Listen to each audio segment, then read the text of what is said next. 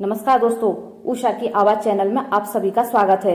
हमारी आज की कहानी है गांव की जेठानी और शहर की देवरानी। आशुतोष, तुम समझ नहीं रहे हो, गांव में रुकने के लिए 1 महीना बहुत ज्यादा है। रिया, तुम कैसी बातें कर रही हो? ज्योति मेरी सगी बहन है। हम तो सिर्फ कुछ दिनों की छुट्टी लेकर समय पर शादी में पहुंच रहे हैं, पर मोहन भैया और आशा भाभी ने तो ज्योति की शादी की सारी तैयारियां खुद से ही की हैं।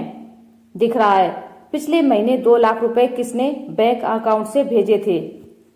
बताना रिया, आज के जमाने में 2 लाख रुपए कुछ भी नहीं है एक शादी के लिए। और ज्योति हम दोनों भाइयों की इकलौती बहन है, उसके जेवर बनवाने के लिए मैंने थोड़ी मदद कर भी दी तो क्या हुआ। अच्छा, अब सुनो, मैं टैक्सी लेने जा रहा हूँ, तुम रेडी रहना वरना बस छूट जाएगी। क्या मुसीबत है यार, सच में। अब जाते ही सबसे पहले आशा का चेहरा देखने को मिलेगा, फिर माँ जी, उसके बाद ज्योति और गांव के इतने सारे रिश्तेदार। मुझे तो अभी से घबराहट शुरू हो रही है। रिया और आशुतोष दोनों शहर में रहते थे और बाकी परिवार गांव में रहता था। रिया को गांव के रहन सहन से नफरत थी, वह शुरू से ही शहर में रही थी, पर आशुतोष से लव मैरिज के बाद वह दूसरी बार गांव जा रही थी। रिया और आशुतोष गांव पहुंचते हैं। गांव में ज्योति की शादी की तैयारियां चल रही थी। रिया, पानी गर्म हो गया है, तुम नहा लो, मैं तुम्हारे लिए खाना ले आती हूँ। रिया भाभी देखो, यह साड़ी सगाई के फंक्शन में कैसी रहेगी? यह साड़ी आशा भाभी की पसंद की है। ओ नो, इतना डार्क कलर। ज्योति, आशा भाभी की पसंद बिल्कुल गांव वाली ही रहेगी।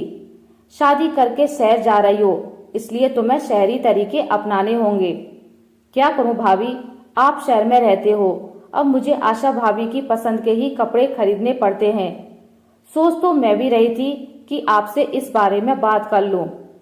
अरे तो इसमें परेशान होने की क्या बात है, मैं एक नई साड़ी लाई हूँ, बहुत सुंदर साड़ी है। मुझे पता था आशा भाभी ने तुम्हारे लिए ओल्ड फैशन की साड़ियाँ खरीदी होंगी, इसलिए मैंने तुम्हारे लिए यह पिंक शेड की साड़ी पहले ही खरीद ली थी। मैं अभी अटैची में से निकाल कर देती हूँ। रिया अटैची में से एक साड़ी निकालकर ज्योति को दे देती है। ज्योति आशा की दी हुई साड़ी को एक तरफ रख देती है। वाह रिया भाभी, यह साड़ी तो बहुत ही सुंदर है, मैं सगाई के फंक्शन में यही साड़ी पहनूंगी। यह सब देखकर आशा की आंखों से आंसू थे, पर वह उन्हें छुपा लेती है। रिया आशा की तरफ देखकर घमंड से मुस्कुरा रही थी। जितने दिन यहाँ हूँ, ठाठ से रहने का यही तरीका है, कोई काम धाम करना नहीं पड़ेगा, सारा दिन इस ज्योति को मक्खन लगाने में लगी रहूंगी। वैसे ठीक भी है, यह रीति रिवाज कौन संभाले।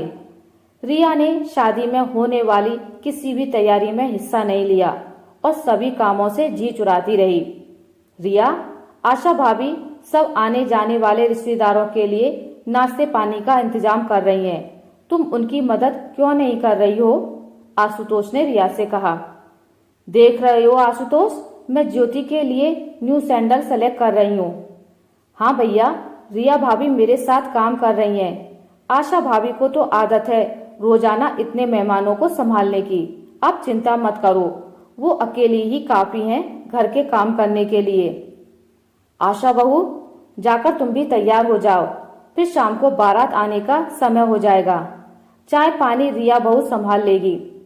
माँ जी, रिया ज्योति के साथ है, वह उसकी तैयार होने में मदद कर रही है।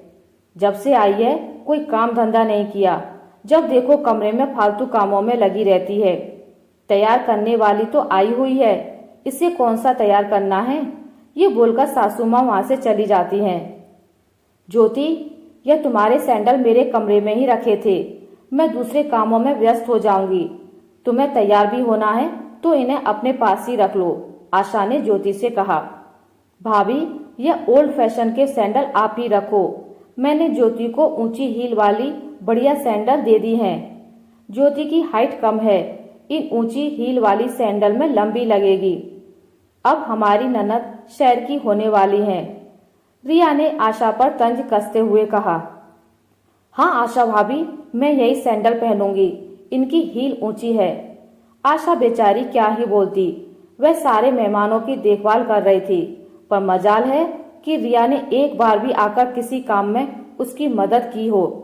बारात आने का समय हो रहा था। सब लोग तैयार हो चुके थे। रिया ज्योति को अकेला छोड़कर तैयार होने चली गई। आशा बहू, बारात आने का समय हो रहा है। ज्योति के पास कौन है? माँ जी, रिया ज्योति के पास बैठी है। माँ, बारात आ गई है। माँ जी, आप बुआ जी के साथ चलो, मैं आरती की थाली लेकर आती हूँ। सब लोग बारात के स्वागत में लग जाते हैं। कैसे देहाती लोग हैं, इतनी सस्ती पार्लर वाली बुलाई है। मेरा तो पूरा मेकअप ही खराब कर दिया। अब जल्दी से ज्योति के कमरे में जाती हूँ। रिया वापस ज्योति के कमरे में जाती है। रिया, बारात आ गई है, ज्योति को तुम ले आओ, मैं आरती की थाली लेकर जा रही हूँ, आशा ने रिया से कहा।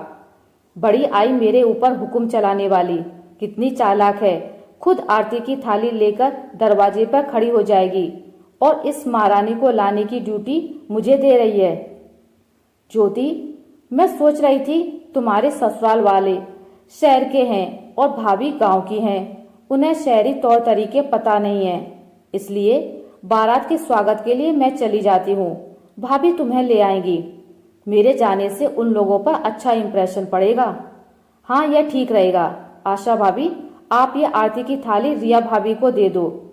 पर अरे दो भी ना भाभी, इसमें इतना झिझकने की क्या बात है।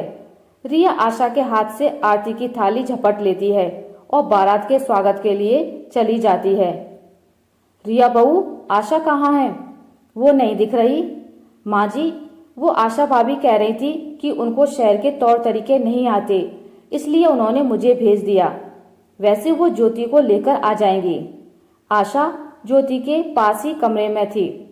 रिया ज्योति के ससुराल से आई औरतों के साथ गप्पे मारने लगी। आशुतोष बेटा, रिया तो सुन ही नहीं रही है।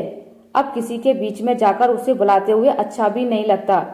एक काम कर, तू आशा को बोल, वो ज्योति को लेकर आ जाएगी। ठीक है माँ, मैं अभी बोलकर आता हूँ। कुछ देर बाद आशा ज्योति को लेकर जयमाला के लिए स्टेज पर जाने लगती है। पर इस स्टेज से थोड़ी दूरी पर ज्योति की सैंडल टूट जाती है और वह नीचे गिरने ही वाली थी कि आशा उसका हाथ थाम लेती है। आशा भाभी, संभाल कर। ज्योति, क्या हुआ? भाभी, मेरी सैंडल टूट गई है। हे भगवान, अब क्या करूं?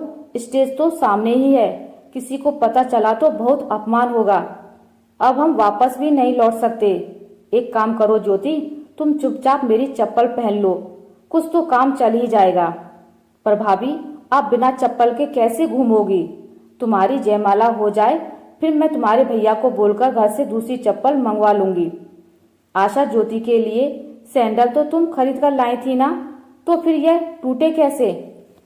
इतने कच्चे सैंडल, अभी कोई देख लेता तो? ज्योति गिर जाती तो क्या होता? सारी बिरादरी में बदनामी हो जाती। कम से कम मजबूत चप्पल तो खरीद कर ला सकती थी। तुम तो समझदार हो, तुमसे ऐसी उम्मीद नहीं थी। आशा बहू, मैंने ज्योति की शादी की खरीदारी का काम तुम्हें सौंपा हुआ था, तुम इतनी बड़ी गलती कैसे कर सकती हो? तभी वहां पर रिया आ जाती है और वह सब सुन रही थी। आशा रिया की तरफ देखती है। माँ जी, पता नहीं, मैं तो अच्छी दुकान से ही खरीद कर लाई थी, पर यह सैंडल कैसे टूट गए मुझे समझ नहीं आ रहा। मुझे माफ कर दीजिए माँ जी। आशा भाभी, पर यह सैंडल तो। अच्छा, अब यह सब छोड़ो, सामने स्टेज पर सब देख रहे हैं, तुम दोनों ज्योति को स्टेज पर लेकर चलो। रिया बहुत शर्मिंदा थी, उसके कारण आज ज्योति की इंसल्ट हो सकती थी, पर आशा ने सब कुछ संभाल लिया। जयमाला के समय आशा ने पैरों में चप्पल नहीं पहनी हुई थी, पर साड़ी लंबी होने के कारण उसके पैर छुप गए, इसलिए किसी को इस बात का पता नहीं चला। कुछ देर बाद मोहन घर से दूसरी चप्पल ले आता है और आशा वह चप्पल पहन लेती है। धूमधाम से ज्योति की शादी हो जाती है और सब ज्योति को खुशी खुशी विदा करते हैं। आशा भाभी, मैंने अगर कोई भी गलती की हो तो मुझे माफ कर देना, आप मेरी बहुत प्यारी भाभी हो। रिया भाभी, आशा भाभी बहुत अच्छी हैं, उन्होंने एक माँ की तरह मेरा हमेशा ख्याल रखा है। कभी कभी माँ मुझे डांट देती है, पर आशा भाभी ने मुझे बहुत लाड प्यार दिया है। ससुराल जाकर मैं आशा भाभी को बहुत याद करूंगी। और रिया भाभी, आप भी बहुत अच्छे हो। आप मेरे लिए कितना सोचते हो। आपने इन शादी के कुछ दिनों में मेरा बहुत ख्याल रखा, उसके लिए दिल से शुक्रिया। रिया भाभी, कितना बड़ा दिल है इन सब का। आशा भाभी चाहती तो सारी सच्चाई माँ जी और मोहन भैया, आशुतोष सबको बता सकती थी, पर उन्होंने कुछ भी नहीं बोला। सारा इल्जाम अपने ऊपर ले लिया। और ज्योति को देखो, उसने भी मेरी इस बात को दिल पर नहीं लिया। रिया ज्योति के गले लग जाती है। अगले दिन रिया आशा के कमरे में जाती है और उससे लिपटकर माफी मांगती है। कुछ दिन बाद सबके साथ हंसी खुशी रहकर रिया और आशुतोष वापस शहर आ जाते हैं। पर अब अपने जेठानी और परिवार के लोगों के प्रति रिया के मन में कोई बैर भावना नहीं थी। आशा करती हूँ आपको मेरी आज की कहानी अच्छी लगी होगी। अगर आपको मेरी कहानी अच्छी लगी हो तो इसे लाइक करें, ज़्यादा से ज़्यादा शेयर करें। और अगर आप मेरे चैनल पर नए हैं तो इसे सब्सक्राइब करना ना भूलें। मिलते एक नई कहानी के साथ, तब तक के लिए नमस्कार।